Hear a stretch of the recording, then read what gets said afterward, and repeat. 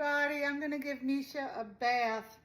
And what I wanted to talk to you today about is choosing your shampoo and conditioner. Just like with humans, we should not be using anything that has fragrance in it. And when I say we, let's talk about the dogs. Well, for humans, a fragrance is an endocrine disruptor. It messes you up. So, and for dogs, fragrance is not real. It's made up. It's basically artificial flavoring.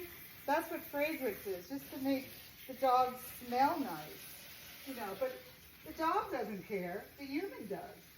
So if you want to use something, it should not say fragrance. It should have like essence of essential oils. And look, if it's a dog shampoo, the oils are going to be safe. So it's hard. It's hard to find anything that's not fragrance free. Now this one that I'm using, this is the shampoo. They don't make a conditioner. It has oils of coconut, olive, jojoba, lemongrass, rosemary, essential oils. And so this is safe. There's no per se fragrance in here. And I totally forgot that I bought this little doohickey thing. That does not work. It does not work. Ugh, I gotta pull this out. Hold on a second. But it's good for massaging the dog. So I'm gonna put some in here. Oh my God, it's squirting out already. It's ridiculous. I don't know why I did this, and I don't want to get it on him. So I'm just gonna like massage it in him like this. Now, I'm not gonna show you this whole video, but I had a very hard time. I don't normally use a conditioner, but since he had a bout of fleas, and we're all done with that, thank God. I think we are anyway. I wanted to condition his skin. First of all, I'm bathing him to get all the flea dirt off him. Fleas are all new to me. I've never had fleas on any of my dogs. And flea dirt basically is flea poop, okay? That's if you see the black pepper specks. That's the poop of the flea, okay? The flea you'll actually see. It scurries around on your dog. And he's not itching at all anymore because I did put him on NexGard. Within 30 minutes, all the fleas were gone. And I'm not going back. He's gonna have to stay on NexGard. He's a different dog in a different environment here than my other two dogs. And there's a lot of, stuff here in Central Virginia, stuff, fleas and ticks. My God, this morning I took him out to poop, and I don't want him to go in leaves, and he didn't. But where he pooped, I was looking, there was a whole bunch of ants, and I was moving him while he was pooping. Not that the NexGard's gonna help with that, but what? It's just a lot of nature here, Anyway, I don't know where I was going with this. I had a very, very hard time finding a conditioner, because again, I want to put a conditioner on him right now because, he did have some bites. Poor thing, bless his little heart.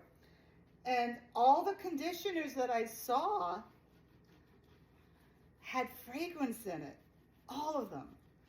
But let me show you this one. My hands are wet. This is the only one that I found that did not have fragrance. Okay, and I was looking it up, and it said that you could make your own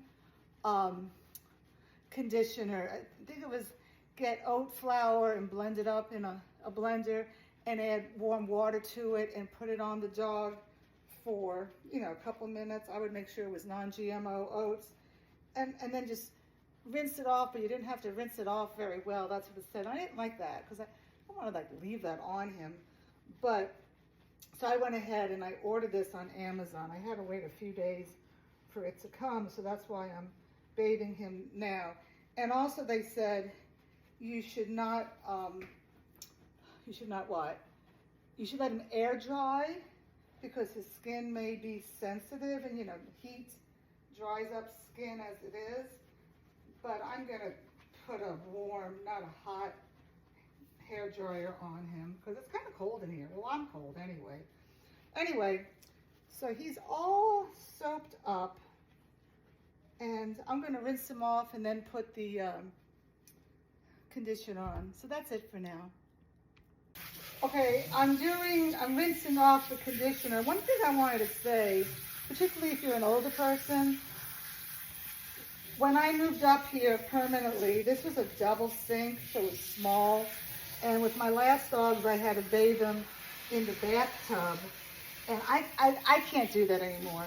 So I just paid a plumber to put in a full sink.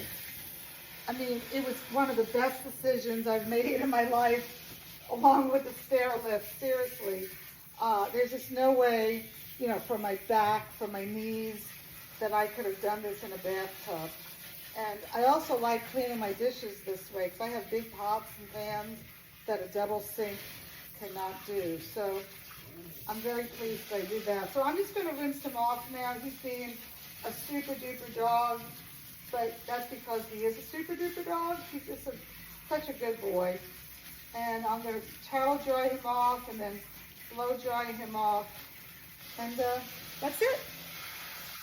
I just wanted to also add, when you're bathing your dog, it's extremely important that you rinse all the soap off because you don't want them to itch, you know? So you've got to do a good job. You think you've gotten everything off? Do it again.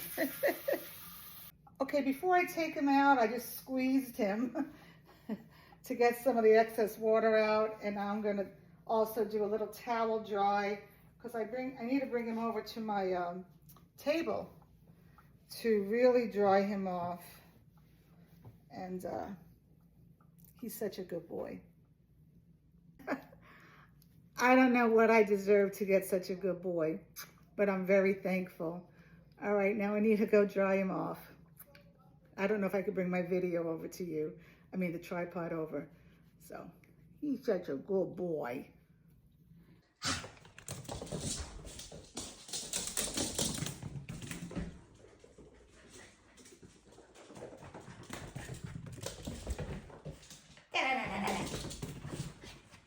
Oh my goodness, I can't keep track of you. Where are you?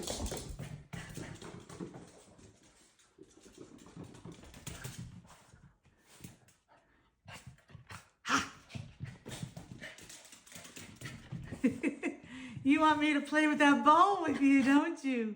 Don't you? Do you want me to get the ball? Where's the ball?